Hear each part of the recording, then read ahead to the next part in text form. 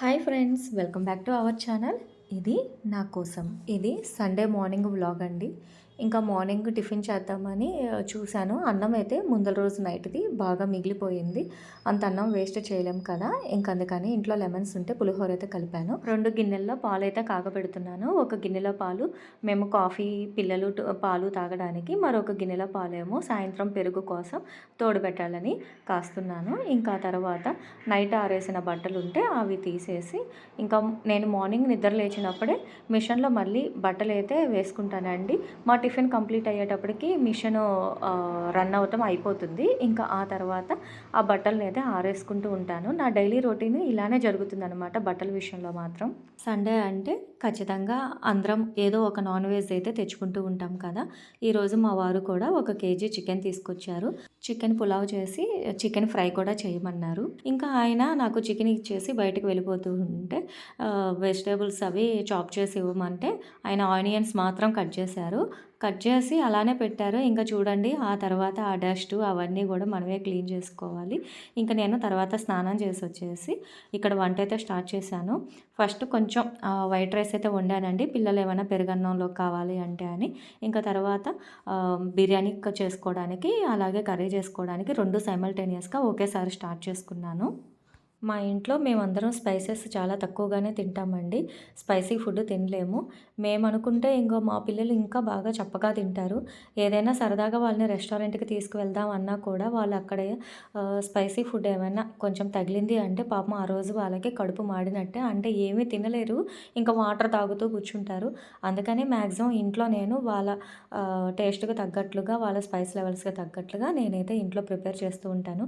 అందుకని మ్యాక్సిమం వాళ్ళకి నేను చేసే అన్ని ఫుడ్స్ అంటే బాగా ఇష్టం. ఫస్ట్ ఒక 15 మినిట్స్లో మనము వెజిటేబుల్స్ చాపింగ్, అలాగే చికెన్ చాపింగ్, ఇంకా కావాల్సిన స్పైసెస్ అన్నీ దగ్గర పెట్టుకున్నామంటే ఫటాఫట్ ఒకేసారి మనము పులావు ఇంకా కర్రీ కూడా హాఫ్ అన్ అవర్లో అయితే ప్రిపేర్ చేసుకోవచ్చు. చాలా ఈజీగా ప్రిపేర్ చేసుకోవచ్చు.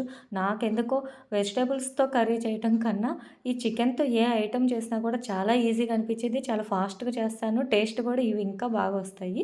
మీలో కూడా ఎంతమంది నాలాగా ఫీల్ అవుతూ ఉంటారు కామెంట్ చేయండి. ఇప్పుడు ప్రిపరేషన్ నేనైతే ఎలా చేస్తానో చూపిస్తాను. ఫస్ట్ రెండిట్లో ఆయిల్ వేసుకొని హీట్ అయిన తర్వాత స్పైసెస్ అన్నీ వేసుకొని, ఆ తర్వాత ఆనియన్స్, పచ్చిమిర్చి కొంచెం ఒక 2 మినిట్స్ ఫ్రై అయిన తర్వాత టొమాటోస్ కూడా వేసుకొని అవి కూడా కొంచెం ఫ్రై అయిన తర్వాత కర్రీ కోసం అయితే నేనేం చేస్తానంటే ఫ్రై అయిన ఆనియన్, టొమాటోని పీసెస్ని కొంచెం ప్లేట్లోకి తీసుకొని పక్కన పెట్టుకొని దానిని మిక్సీ వేసుకొని ఆ పేస్ట్ని నేను 50-70% చికెన్ ఉడికిన తర్వాత ఆ పేస్ట్ని యాడ్ చేసుకుంటాను. కర్రీలో గ్రేవీ అయితే బాగా వస్తుంది. నెక్స్ట్ దమ్ పలావ్లో కూడా చికెన్ వేసేసుకొని ఉప్పు కారం వేసుకొని మూత పెట్టి ఒక 2 విజిల్స్ అయితే రానిస్తాను.